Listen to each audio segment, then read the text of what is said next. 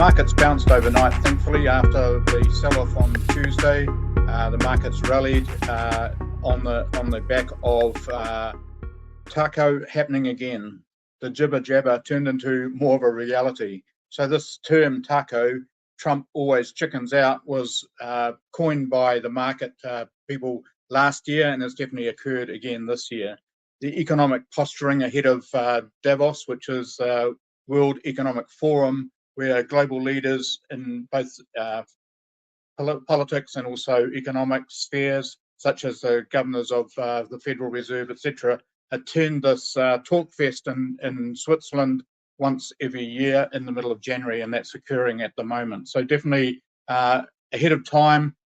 Trump definitely had the jibber jabber going, and once he actually got there, spoke to the NATO head and various other world leaders, he's definitely backed down on this threat of tariffs, and therefore the market quickly reacted and it jumped higher.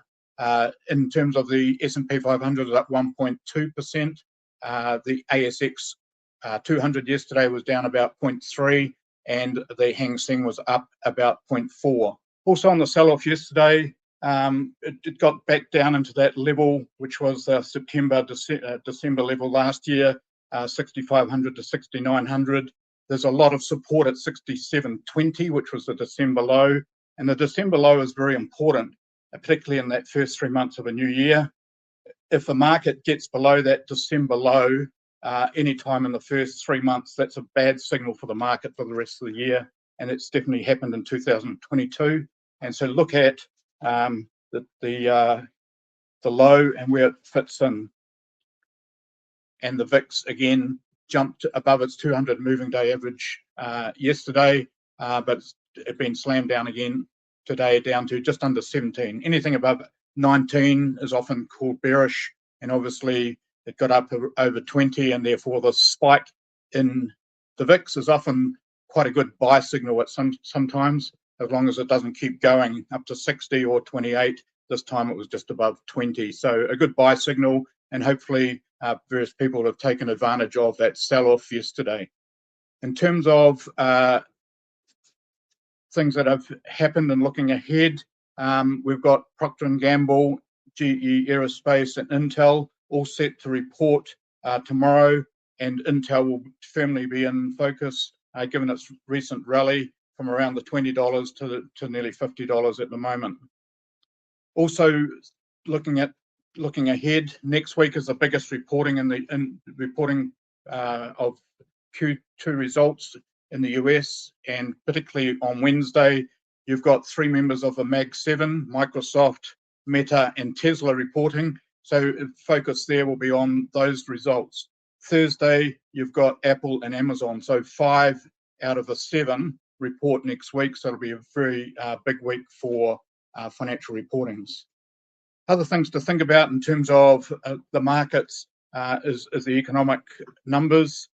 This week we've got GDP, income, spending, and PCE price index numbers coming out on Friday US time, and also next week by this time next week, Thursday, we will know the result of the Federal Reserve meeting. They meet every 6 weeks, and next week's result will be published Australian time around 6 a.m. next Thursday morning. And at the moment, the Fed tool is showing 95% chance of no change next week, but then probably 2 rate changes during the year, one in June and one in December. That's sort of advanced in terms of time. Earlier, it was sort of likely to be April and September. Now it's looking like June and December. So the rate changes in the US may be pushed out a little bit more than thought. I'd now like to focus on the communication services sector, which has been the leading sector in returns in the last 2 years, outdoing the other sectors in the US economy. In terms of the US market, the S&P 500 is divided into 11 sectors. And in 2018, they changed the telecom sector into the communication services sector. And it's changed now to include digital communication, content and advertising. So it's a much broader sector, and it definitely looks at the networks, media, platforms, the likes of Google, the likes of Meta, the likes of Netflix, and Disney, as well as the old world AT&T, Verizon type companies. So it's a bucket of companies that look at a whole range of things. So in terms of some of these, obviously they are there to monetize content. So not only are they telecom companies, but also those that monetize content. Think of advertising on Meta, think of advertising on Google. These are very important parts of that index or that sector of the markets. Last year, the year before, it was the best performer. It outdid the IT or the technology sector. And the year before, 2023, it was second to the technology sector. Everyone talks about AI, but in terms of the sectors in the US, telecommunications, so the communication services is first, and the tech companies are second. So that's something to focus on. This year, the performance of both have been the worst. Tech and communication services haven't done well, but is that a buying opportunity? Time will tell.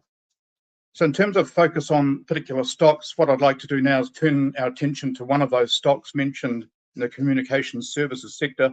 Obviously, the biggest is Google. It was the best performer out of the Magnificent Seven last year. Those 7 stocks that dominate the $1 trillion club in the US. And it returned 66% last year.